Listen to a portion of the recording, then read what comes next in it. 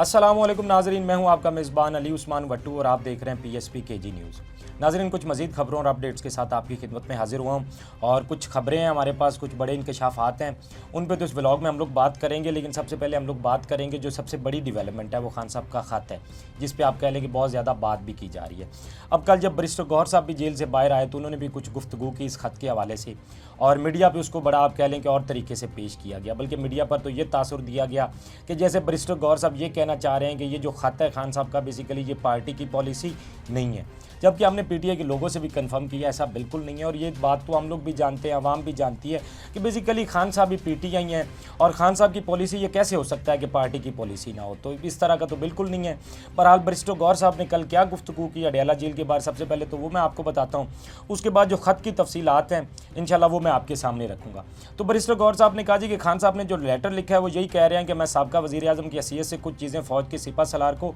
याद दहानी करवाना चाहता हूँ। मतलब कुछ चीज़ें जो खान साहब उनको कह लेंगे याद दहानी करवाना चाहते थे, बल्कि तो ये उनको भी पता है, लेकिन फिर भी खान साहब ने एक ऑफिशियली उनको लेटर लिखा और उसमें सारी चीज़ों से उन्होंने आगाह की। और उन्होंने कहा जी कि कुछ वजूहात ऐसी हैं जिनकी वजह से एस्टेब्लिशमेंट और आवाम के दरमियान खलीज बढ़ रही है, ये किसी सूरत नहीं होना चाहिए। खान साहब पहले भी ये कह चुके हैं और आज भी ये कह रहे हैं कि मैं इंतशार नहीं चाहता, फ़ौज हमारी है और मुल्क हमारा है। तो बेसिकली आप इसका कह लें कि सारा लुबे लुबाब यही है कि खान साहब ने ख़त लिखा है आर्मी चीफ साहब को और एक याद दहानी के तौर पर कि जो कुछ अब तक हो रहा है मुल्क के अंदर। और ये हमेशा खान साहब बात करते हैं कि ये फ़ौज भी हमारी है और मुल्क भी हमारा है। फ़ौज के साथ वो कोई इंतशार नहीं चाहते हैं या मुल्क के अंदर वो कोई इंतशार नहीं चाहते हैं, बल्कि वो चाहते हैं कि ये मामला सारे ठीक हों और फ़ौज को भी अपना काम करना चाहिए, सियासी लोगों को अपना काम करना चाहिए और मुल्क को आगे बढ़ना चाहिए। अब बैरिस्टर गौहर साहब ने ये जो गुफ्तगू की, और मैं आपको यहाँ पर ये भी बता दूँ कि ये ख़त पहले भी तैयारी कर रही थी PTI इस हवाले से, और वो तब हो रहा था जब रऊफ़ हसन साहब जो है सेक्रेटरी इत्तलात थे PTI के, तो उन्होंने तब ये ड्राफ्ट तैयार किया था ख़त का, और ये ख़त उन्होंने PTI के एक अहम शख्सियत के ज़िम्मे लगाया था,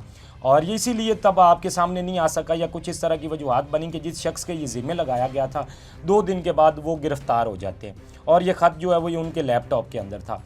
तो इसलिए ये सामने नहीं आ सका। फिर PTI ने दोबारा से ये ड्राफ्ट तैयार किया और अब ये बाकायदा जो है वो आर्मी चीफ को इमरान खान की जानिब से ख़त लिखा गया। अब खान साहब ने ख़त के अंदर क्या कहा है या आर्मी चीफ से उन्होंने क्या उनकी जो भी मुतालबात थे जो उन्होंने उनके सामने रखे हैं वो मैं आपको बता देता हूँ। उन्होंने कहा जी कि मुल्क की सबसे बड़ी और मकबूल जमात पर रियासती दहशतगर्दी का सिलसिला मुसलसल जारी है। तहरीक इंसाफ को कुचलने के घर से मुसलसल इंसानी हकूक़ की पामाली की जा रही है, जिसने अवामी जज्बात को मजरूह किया है। और साथ ही उन्होंने कहा जी कि मुल्क में सियासी अदम इस्तेकाम की बदौलत मैशत का बुरा हाल है, जिसने अवाम को मजबूर कर दिया कि वो पाकिस्तान छोड़कर अपने सरमाया समेत तेज़ी से बैरून मुल्क मुंतकिल हो रहे हैं। सरमायाकारी सिर्फ तब आती है जब मुल्क में अवामी उमंगों की तर्जमान हुकूमत कायम हो। और इसके अलावा मतलब आप कह लेंगे, वो कह रहे हैं कि कोई भी अगर आप तरीका अपनाएंगे तो वो कभी भी कामयाब नहीं होगा। पहले भी इमरान खान साहब ने ख़त लिखा था जो कि उन्होंने चीफ जस्टिस ऑफ पाकिस्तान को लिखा था, और इस दफ़ा उन्होंने आर्मी चीफ साहब को ख़त लिखा है। मज़ीद खान साहब ने कहा जी कि मुल्की इस्तेकाम और मुल्की सलामती के लिए नागुज़ीर है कि फ़ौज और आवाम के दरमियान की खलीज कम हो, और इस बढ़ती हुई खलीज को कम करने की सिर्फ एक ही सूरत है, और वो ये है कि फ़ौज अपनी आइनी हदूद में वापस आए, सियासत से ख़ुद को अलहदा करे और अपनी ज़िम्मेदारियाँ जो उनकी उनको पूरा करे, और ये फ़ौज के खुद करने का काम है। उन्होंने कहा ये किसी और के करने का काम नहीं है, वरना ये बढ़ती खलीज कौमी सलामती के लिए जो है वो बुरी साबित होगी। और मतलब और भी खान साहब ने मज़ीद भी इसमें काफ़ी कुछ ख़त के अंदर उन्होंने कहने के तहरीर किया। फिर उन्होंने एक और बात की, उन्होंने कहा कि मेजर कर्नल की सतह के अफराद की जानिब से अदालती अहकामात की धज्जियाँ बखेरने का सिलसिला जारी है। अदलिया के फैसलों को जूतों के नोक पर रखा जा रहा है, जिसकी वजह से पूरी फ़ौज पर आप कह लें कि वो तनकीद भी की जा रही है आवाम की जानिब से, या उसकी वजूहात ये हैं कि मतलब जब मेजर कर्नल लेवल का बंदा आप कह लें कि अदालती अहकामात को नहीं मानेगा, तो उसके बाद फिर आपने अब देखा है कि जिस तरह से आवाम के अंदर एक जज्बात पाए जाते हैं या आवाम इस पर बोलती है, तो सारी वजूहात ये चीज़ें ही बनती हैं। और यही खान साहब ने बेसिकली इस ख़त के ज़रिए आर्मी चीफ को बताने की कोशिश की है, ताकि मुल्क के अंदर जो सूरत हाल चल रही है उस जानिब भी उनकी थोड़ी सी नज़र जाए या वो चीज़ों को समझ सकें। फिर उन्होंने ये भी बात की इलेक्ट्रॉनिक मीडिया के हवाले से भी खान साहब ने बात की, और उन्होंने कहा जी कि इलेक्ट्रॉनिक मीडिया पर पहले से ही कब्ज़ा किया जा चुका है। अब पीका की सूरत में सोशल मीडिया और इंटरनेट पर भी कदगन लगा दी गई है। इस सब की वजह से पाकिस्तान की GSP+ स्टेटस भी खतरे में है। तो मतलब ये वजूहात हैं, इलेक्ट्रॉनिक मीडिया पर पहले से कब्जा था, खान साहब कह रहे हैं, फिर पीका एक्ट लाकर उन्होंने सोशल मीडिया और इंटरनेट पर भी कब्जा कर लिया है। है और ये जो सारी सूरत बन गई है, फिर इससे जो आपकी GSP है वो प्लस स्टेटस है वो भी आपका ख़तरे में पड़ गया। तो ये जो सारी चीज़ें बेसिकली मुल्क के अंदर चल रही हैं, जो मौजूदा सूरत हाल है या खान साहब ने इलेक्शन से पहले की सूरत हाल, इलेक्शन के बाद की सूरत हाल, या जो कुछ PTI के साथ हुआ है बेसिकली वो उन्होंने आर्मी चीफ के सामने रखा है। फिर उन्होंने कहा जी कि बासियत साबका वज़ीर आज़म, मेरा काम इस कौम की बेहतरी के लिए इन मसाल की निशानदही करना है जिसकी वजह से फ़ौज मुसलसल बदनामी का शिकार हो रही है। यही वही बात आ गई। खान साहब ने कहा कि मैं साबका वज़ीर आज़म की हैसियत से मेरा ये काम है और बेहतरी की तरफ जो मसाइल है उनकी निशानदही करूं, और फ़ौज बेसिकली जो बदनामी का शिकार है जिस वजह से, उन्होंने उन वजूहात पर जो है वो बात की है। एक तरह से ये वही बात है कि अगर कोई बंदा खुद ना समझ रहा हो कि उसके साथ ये क्या कुछ हो रहा है तो उसको एक दूसरा बंदा बताए कि आपके साथ ये मामलात इस वजह से हो रहे हैं, और खुदारा इन चीज़ों पर अगर थोड़ी सी नज़र करें तो हालात बेहतर हो सकते हैं। तो बेसिकली खान साहब का ये ख़त इसीलिए था। मेरी पॉलिसी पहले दिन से ये है, यानी फ़ौज भी मेरी है और मुल्क भी मेरा है। अब ये कुछ खान साहब ने ख़त के अंदर कहा है। और फिर खान साहब ने कहा जी कि जिस तरह 26वीं आईनी तरमीम के ज़रिए अदलिया को कंट्रोल करने की गर्ज से मुल्क में आइन और कानून की धज्जियाँ उड़ाई गई, उसके खिलाफ पाकिस्तानी अवाम में शदीद नफरत पाई जा रही है, और इस सब का मकसद मेरे खिलाफ मुकदमात में मनपसंद फैसले, इंसानी हकूक़ की पामाली और इंतखाबी फ़राड की पर्दापोशी है ताकि अदलिया में कोई शफाफ फैसले देने वाला ना हो। और ये बेसिकली जो 26वीं यानी तरमीम, वही मैंने आपको बात की है कि जो सारा कुछ हुआ है उसी तरह भी खान साहब ने तवज्जो दिलाने की कोशिश की। और ये ख़त था जो खान साहब ने आर्मी चीफ़ को लिखा है, जिस पे आप कह लें कि बहुत ज़्यादा बात की जा रही है। अब कुछ लोग ये बात कर रहे हैं जी कि खान साहब के साथ को बहुत बुरा होने वाला था, तो इसलिए खान साहब ने को आर्मी चीफ़ को मिन्नत समाजत की है और उन्होंने कहा है जी कि आप हमारे साथ इस तरह ना करें। तो इस तरह का जो तासुर दिया जा रहा है बेसिकली ये बिल्कुल गलत है, और ये जो तासुर दे रहे हैं वो नहीं चाहते कि मुल्क के अंदर कुछ भी ठीक हो। और मैंने आपको बताया कि खान साहब ने ख़त के अंदर क्या कुछ लिखा है और किन चीज़ों पर आप कह लें कि उन्होंने तवज्जो दी है या आर्मी चीफ़ की तवज्जो दिलाने की कोशिश की है। तो बेसिकली तो खान साहब ये चाहते हैं कि मुल्क के अंदर जो कुछ हो रहा है वो सारी सूरत हाल बेहतर हो और चीज़ें जिस तरह होनी चाहिए उसी तरह हो। तो ये कुछ वो ख़त की डिटेल थी जो मैंने आपके सामने रखी हैं, और ये कुछ सूरत हाल थी जो कल से इस पर बहुत ज़्यादा बात की जा रही है। तो मैंने कहा क्यों ना आपके सामने इसकी सारी तफसीलात रख दी जाए। अच्छा, अब हम थोड़ी सी बात कर लेते हैं इस्लामाबाद हाई कोर्ट की। इस्लामाबाद हाई कोर्ट में आपको पता है कि मुख्तलिफ जब सूबों से नए जजेज़ आए तो उसके बाद जो 3 नए जजेज़ आए हैं उन पर बहुत ज़्यादा वकला के अंदर भी आप कह लें तशवीश पाई जा रही थी, जजों के अंदर भी तकसीम थी और इस पर बहुत ज़्यादा बात की जा रही थी। अब जो वो 3 जजेज़ हैं आप उनको कह लें कि कमरे भी अलाट कर दिए गए हैं, उनको केसेस भी अलाट कर दिए गए। अच्छा जी, सीनियरिटी लिस्ट भी लग चुकी है और सीनियरिटी लिस्ट में होना तो चाहिए था कि मोहसिन अख्तर कियानी साहब का नाम टॉप पे होना चाहिए था क्योंकि वो सीनियर जज थे इस्लामाबाद हाई कोर्ट के, लेकिन ऐसा नहीं है। अब जो सीनियर जज हैं वो सरफराज डोगर साहब को बना दिया गया जो कि लाहौर हाई कोर्ट से गए हैं, और उसके बाद जो सीनियरिटी लिस्ट में नाम है दूसरे नंबर पर वो मोहसिन अख्तर कियानी साहब का है। उसके बाद मियाँ गुल हसन साहब हैं, तारक महमूद जंगीरी साहब हैं और जस्टिस बाबर सत्तार साहब हैं, एजाज इसहाक साहब हैं। तो ये सारे लिस्ट आप कह लें कि अवेज़ा कर दी गई है, लेकिन कहने की बात यही है कि जो सीनियर तरीन जज थे इस्लामाबाद हाई कोर्ट के उनको आप कह लें कि वो साइडलाइन किया गया और सरफराज डोगर साहब को अब सीनियर जज बना दिया गया। यहाँ तक कि इंतज़ामी जो कमेटी है उसकी भी लिस्ट जारी होगी और उसमें भी जो पुराने जजेज़ हैं इस्लामाबाद हाई कोर्ट के उनका किसी का नाम भी शामिल नहीं है। आप कह लें कि chief justice Islamabad high court Aamir Farooq साहब हैं और उनके साथ जस्टिस सरफराज डोगर हैं और खादम हुसैन समरू साहब, उनका नाम आया है इंतज़ामी कमेटी के अंदर। तो अब ये कुछ सूरत हाल है, जब इतनी ज़्यादा तब्दीलियाँ हुई हैं, अब 5 जजेज़ ने ख़त तो ज़रूर लिखा था। अब उसके बाद वो भी खामोश हैं क्योंकि उनके साथ जो कुछ किया जा रहा है अब देखना है कि इस पर वो क्या करते हैं या क्या कुछ होता है। लेकिन ये जो मामलात इस्लामाबाद हाई कोर्ट के अंदर बन रहे हैं वकला के अंदर, इस पर बहुत ज़्यादा तशवीश पाई जा रही है। फिर जो डिपार्टमेंटल प्रमोशनल कमेटी थी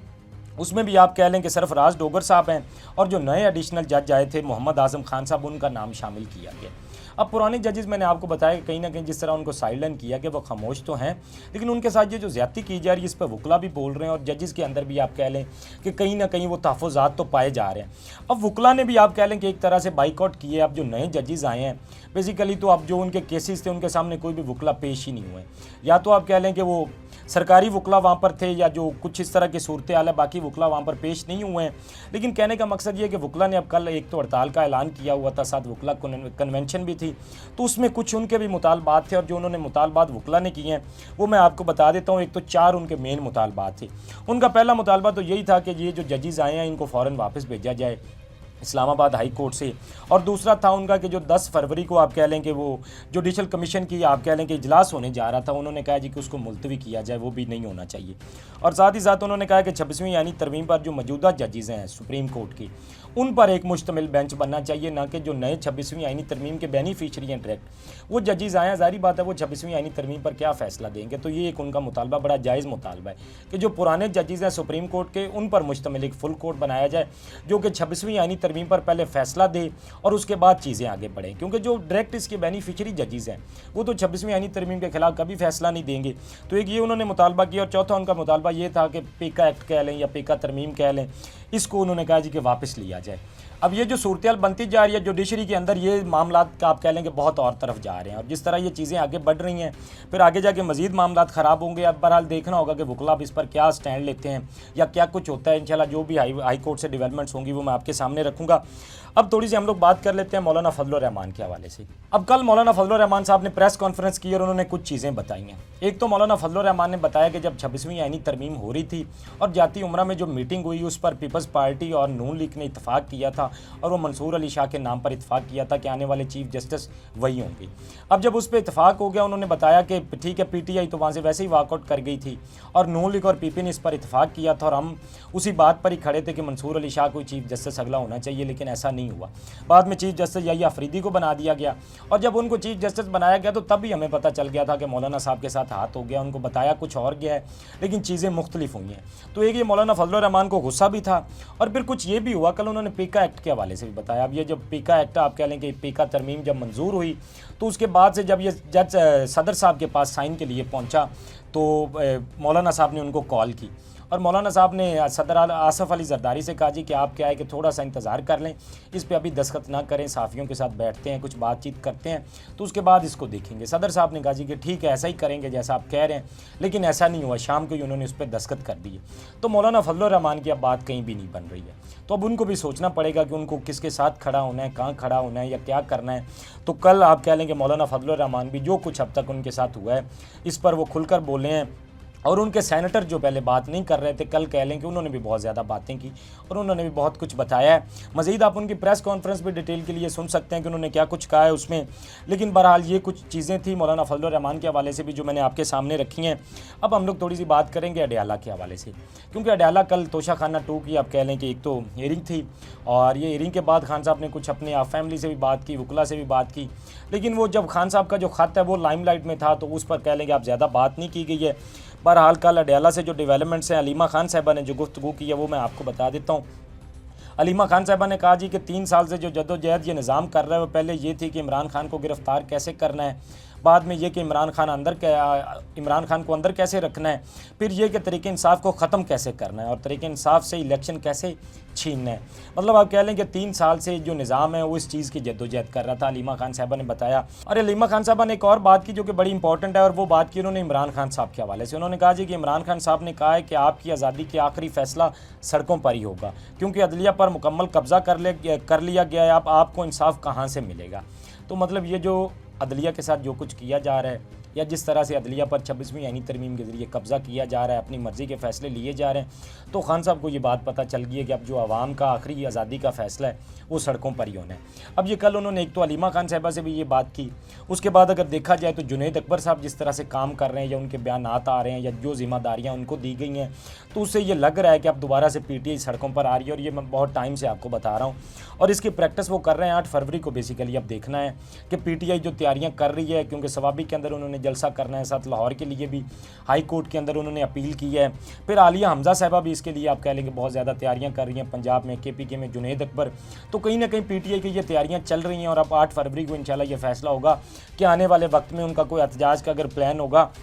तो वो भी 8 फरवरी को ही अनाउंस किया जाएगा। फिर आलिया हमजा साहिबा ने एक बयान भी दिया, उन्होंने कहा जी कि अगर कोई किसी को भी अगर भारी लगता है इमरान खान साहब के जो ट्वीट्स हैं उन पर भारी हैं और वो उस मौक़िफ़ के साथ खड़े नहीं हो सकते तो वो पार्टी से अलग हो जाएं। तो इससे ये बात साबित हो रही है कि इमरान खान साहब के अगर कोई बात के साथ खड़ा होगा तो वही पीटीआई में रहेगा, वरना तो पीटीआई में बाकियों के लिए कोई जगह नहीं है। ये आज की कुछ डेवलपमेंट से जो मैंने आपके सामने रखी हैं, अपने फीडबैक से हमें ज़रूर आगाह कीजिएगा। अब तक के लिए इतना ही, अपने मेज़बान को दीजिए इजाज़त। अल्लाह निगहबान। इस तरह की और वीडियोस देखने के लिए सब्सक्राइब कीजिए हमारा चैनल और देखते रहिए PSP KG न्यूज़।